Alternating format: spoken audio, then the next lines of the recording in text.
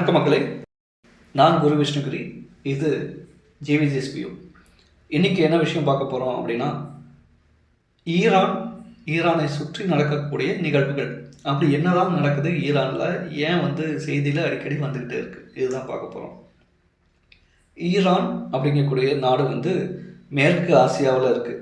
Gulf கண்ட்ரிஸ்ன்னு சொல்லுவாங்க, வளைகுடா நாடுன்னு சொல்லுவாங்க. துபாய் எல்லாம் நம்ம கேட்டிருப்போம் இல்லையா? ஸோ அதுக்கிட்ட தான் ஈரான் இருக்குது.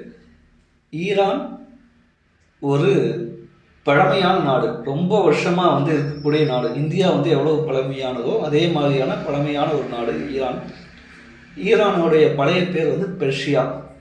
ஸோ பெர்ஷியாங்கக்கூடிய ஒரு நிலப்பரப்பாக ஈரான் இருந்துச்சு. ஸோ அப்போ அவங்களுக்கு பெரிய கல்ச்சர், பெரிய சிவிலைசேஷன், நாகரிகம்லாம் இருக்குது. ஸோ அதனால் ஈரான் அந்த ஏரியாவில் ரொம்ப முக்கியமான ஒரு டாமினன்ட் பவராக இருக்குது. அந்த ஈரானில் இருக்கக்கூடியவங்க ஒரு வகையான இஸ்லாமியர்கள், அதாவது சியா பிரிவு இஸ்லாமியர்கள். இன்னொரு பக்கம் பவர்ஃபுல்லாக இருக்கக்கூடியது சன்னி பிரிவு இஸ்லாமியர்கள், சவுதி அரேபியாவை சேர்ந்தவங்க. ஸோ அவங்க சுற்றி இருக்கக்கூடியதான் மற்ற எல்லா நாடுகளும். இப்போ என்னென்னா, ஈரானுக்கும் சவுதிக்கும் பக்கத்தில் இன்னொரு முக்கியமான நாடு இருக்குது, அதுதான் இஸ்ரேல். இஸ்ரேலுங்கிற நாடு பற்றி அதோடைய கதை ரொம்ப பெருசு. அதை பற்றி இன்னொரு நாள் ரொம்ப டீட்டெயிலாக பேசுவோம். இஸ்ரேலில் மொத்தம் 2 குரூப்பு. அதில் ஒன்று பாலஸ்தீனியர்கள். அவர்களாம் இஸ்ரேலியர்களுக்கு, அதாவது யூதர்களுக்கு இடம் கொடுத்தாங்க. ஸோ இடம் கொடுத்தவங்களே அவங்க ஒதுக்கி தள்ளிட்டு பாலஸ்தீனில் சின்னதாக காசாங்கிற இடத்துல மட்டும் அவங்களுக்கு இடம் கொடுத்துருக்காங்க. அது போக வெஸ்டர்ன் ஸ்ட்ரிப்புன்னு ஒன்று இருக்குது, அதை பற்றிலாம் நம்ம டீட்டெயிலாக பார்ப்போம் இன்னொரு நாள். ஸோ அந்த இஸ்ரேலுக்கும் ஈரானுக்கும் பயங்கரமான சண்டை யூஸ்வலாக போயிட்டுருக்கு. ஏன் அப்படின்னா, இஸ்ரேல் என்ன நினைக்குதுன்னா, எந்த இஸ்லாமிய நாடும் அணு ஆயுதங்களை வச்சிருக்கக்கூடாது அப்படின்னு இஸ்ரேல் நினைக்குது. ஏன்னா இஸ்லாமிய நாடுகள் அணு ஆயுதம் வச்சிருந்துச்சுன்னா பாலஸ்தீனுக்கு சப்போர்ட் பண்ணுறேன்னு சொல்லிட்டு எங்கள் மேலே அதை ஏவிடுவாங்க அப்படிங்கிறது இஸ்ரேலுடைய பயம்.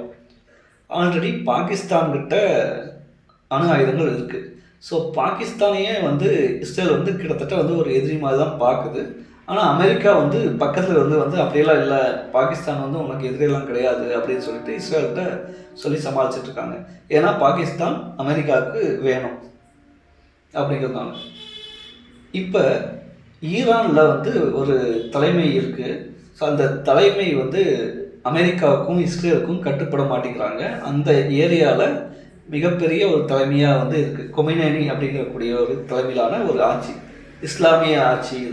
இதுக்கு முன்னாடி மன்னராட்சி இருந்துச்சு. அந்த மன்னராட்சியை கவுத்துட்டு, ஷாங்கிற மன்னராட்சியை கவுத்துட்டு இவங்க வந்திருக்காங்க.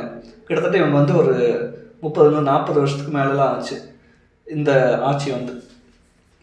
இந்த ஆட்சியை கவுக்கிறதுக்காக ரொம்ப முயற்சி பண்ணிச்சு அமெரிக்கா. பலதரப்பட்ட முயற்சிகள் பண்ணியும் முடியல. ஏன்னா ஈரான் ரொம்ப முக்கியமான 2 ஃபோர்ஸஸ் ஈரானில் இருக்குது, அதாவது பாதுகாப்பு படைகள். ஒன்று ஈரானியன் டிஃபென்ஸ் ஃபோர்ஸ், அது எல்லா நாட்டில் இருக்கக்கூடிய இராணுவம் தான். இன்னொன்று ஐஆர்சிஜின்னு சொல்லப்படக்கூடிய அந்த கொமினேனி அவர்களுக்கு பாதுகாவலராக இருக்கக்கூடிய அமைப்பு.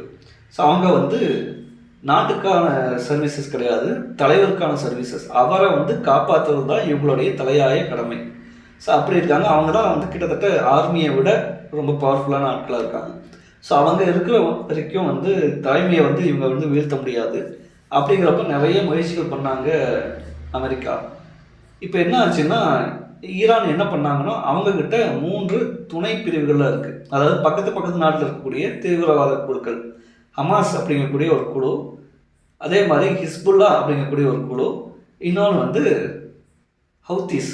இந்த 3 குழுக்கள் இருக்காங்க. இந்த 3 குழுக்களையும் வச்சு இஸ்ரேலை அடிக்கணும். இஸ்ரேலை அடிக்கிறது மூலமாக அமெரிக்காவுக்கு வலிக்கும் அப்படிங்கிறது அவங்களோட பிளான்.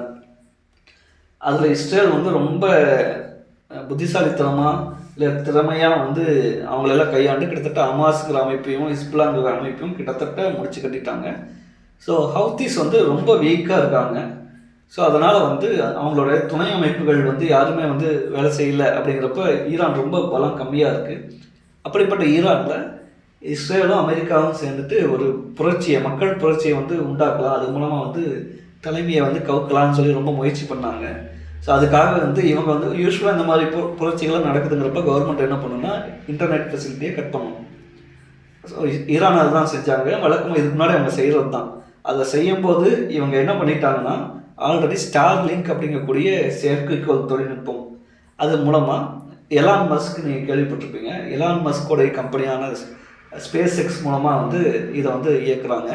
ஸோ இதில் வந்து ஸ்டார்லிங்க் செயற்கைக்கோள் மூலமாக நீங்கள் கவர்மெண்ட் வந்து கட் பண்ணாலும் மக்களுக்கு வந்து நாங்கள் வந்து இன்டர்நெட் தருவோம், அது மூலமாக வந்து புரட்சியை வந்து கவர்மெண்ட்டாலும் தடுக்க முடியாது அப்படின்னு வந்து அமெரிக்கா வந்து பிளான் பண்ணாங்க.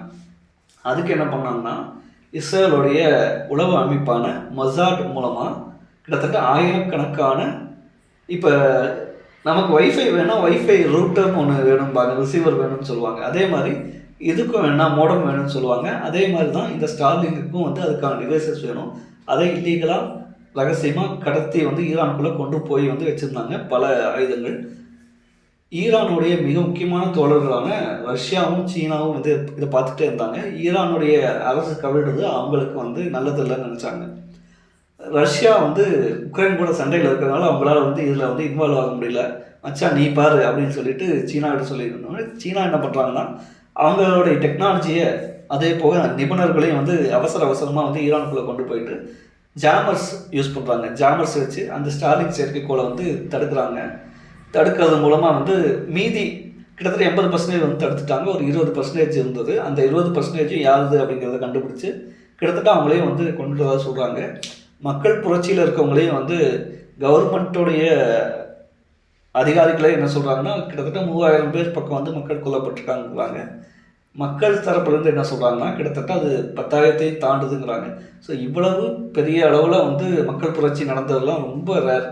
அப்படி நடந்து எப்படி வந்து ஸோ அந்த தலைவரை வந்து வெளியெடுக்கணும்னு சொல்லி நினச்சாங்க. அது முடியல. கிட்டத்தட்ட அந்த போராட்டமெல்லாம் வந்து முடிவுக்கு வந்துருச்சு. அமெரிக்கா வந்து இவங்களை தாக்கணும்னு நினச்சாங்க ஈரானை.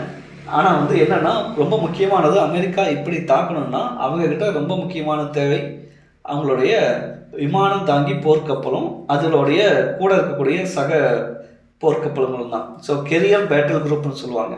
கெரியர் பேட்டில் குரூப்புங்கிறது கிட்டத்தட்ட அது ஒரு போர் படையினே சொல்லலாம். அர்மடான்னு சொல்லுவாங்க. அர்மடானா வந்து கப்பல் மூலமாக வந்து படையெடுக்கிறது. ஸோ அப்படி படையெடுக்கலான்னு நினச்சா என்ன ஆச்சுன்னா, அமெரிக்காவுடைய படைக்கப்பல்கள் எல்லாமே வந்து சைனாக்கிட்டையும் இந்த பக்கமும் வந்து அவங்க நாட்டுக்கிட்டேயும் வந்து இருந்தது. ஸோ அதனால் வந்து அந்த இடத்துல பர்டிகுலராக தேவைப்படுற நேரத்தில் இல்லை. ஸோ அதனால் வந்து அமெரிக்கா ட்ரம்ப் வந்து அவங்கள அடிக்கிறத வந்து தாமதப்படுத்திகிட்டே இருந்தார். அப்புறம் கட்டளையிட்டார், தென் சீனா கடல், அதாவது சீனாவுடைய எல்லையிலிருந்து அந்த கப்பல் வந்து பொறுமையாக வந்து அங்கே வந்து சேர்றதுக்குள்ளே அந்த போராட்டம் வந்து பிசுபிசுத்துருச்சு. போராட்டம் வந்து கிட்டத்தட்ட முடிவுக்கு வந்துச்சுன்னு சொல்லலாம். இப்போ அடிக்காதீங்கன்னு சொல்லிட்டு இஸ்ரேல் வந்து சொல்லுது. ஏன்னா வந்து நம்ம நினச்ச மாதிரி வந்து திட்டங்கள்லாம் நடக்கலை, அதனால் வந்து இப்போ வந்து அடிக்காதீங்கன்னு சொல்கிறாங்க. இன்னொன்று, அமெரிக்காவுடைய இராணுவ தளங்கள்லாம் வந்து ஈரானுக்கு பக்கத்தில் இருக்கக்கூடிய நாடுகளான கத்தார் மாதிரியான நாடுகளில் இருக்குது. ஸோ நீங்கள் அடிச்சிங்கன்னா ஏவுகணையில் தான் நாங்கள் ஸ்ட்ராங்கு, அதனால் ஏவுகணை மூலமாக உங்களுடைய இராணுவ தளங்கள், கத்தாரில் இருக்கக்கூடிய இராணுவ தளமோ இல்லை வந்து துபாயோ சவுதி அரேபியா அந்த மாதிரி இடங்களை நாங்கள் அடிப்போம்னு சொல்லிட்டு ஈரான் சொல்லிட்டாங்க. இன்னொன்று 700 ஏவுகணைகளை வந்து இஸ்ரேல் நோக்கி வச்சுருக்கோம். அது போச்சுன்னா வந்து இஸ்ரேலுடைய வான் தடுப்பு அமைப்பான அயன் டோமையும் தாண்டி வந்து நாங்கள் தாக்குவோம் அப்படிங்கிற மாதிரி சொல்லிட்டாங்க. ஸோ இப்போ இவங்கெல்லாம் சேர்ந்து நம்ம ட்ரம்ப்கிட்ட வந்து நீங்கள் வந்து இப்போ அடிக்காதீங்க, டைம் வந்து சரியாக இல்லைன்னு சொல்கிறாங்க. அவர் வந்து சரி சமாளிக்கலாம் அப்படின்னு என்ன சொல்லி சமாளிக்கலாம் அப்படிங்கிறப்ப வந்து நாங்கள் வந்து ஒரு 800 பேர் தூக்கில் போடுறேன்னு சொன்னாங்க. நான் சொன்னதுக்கு பயந்துட்டு அவங்க வந்து இப்போ தூக்கில் போடுறது நிறுத்திட்டாங்க, அதனால் அட்டாக் பண்ணல அப்படிங்கிற மாதிரி ட்ரம்ப் சொல்லியிருக்காரு. இப்போ வரைக்கும் இதுதான் நிலவரம். ஸோ அடுத்தடுத்து என்ன நடக்குன்னு நமக்கும் தெரியல. ஸோ நம்ம வந்து ரொம்ப டக்குன்னு வந்து இங்கே வந்து நிலைமை வந்து மாறுது. எந்த நாடு என்ன சொல்கிறது அப்படிங்கிறதே வந்து நமக்கு தெரியல. ஏன்னா ஒரு சிலருக்கு வந்து ஈரான் விழணும் ஆனால் இப்போ விழக்கூடாது அப்படின்னு ஒன்று, இன்னொன்று வந்து ஈரான் இருக்கணும் அந்த தலைவர் இருக்கக்கூடாது அப்படின்னு நினைக்கிற நாடும் இருக்குது. ஸோ இந்த மாதிரி ரொம்ப சிக்கலான சுச்சுவேஷனில் ஸோ இந்த ஜியோ பாலிட்டிக்ஸ் போயிட்டுருக்கு. ஸோ நம்ம தொடர்ந்து பேசுவோம். இந்த வீடியோ உங்களுக்கு பிடிச்சிருந்தா லைக் பண்ணுங்கள், ஷேர் பண்ணுங்கள், கமெண்ட் பண்ணுங்கள். ஸோ நமக்கு ஆதரவு தாருங்கள். இப்போ தான் நம்ம இந்த சேனல் ஆரம்பிச்சிருக்கோம். ஏதாவது நிறை குறை இருந்துச்சுன்னா வந்து சொல்லுங்கள். நம்ம தொடர்ந்து வந்து பேசுவோம். நன்றி, வணக்கம்.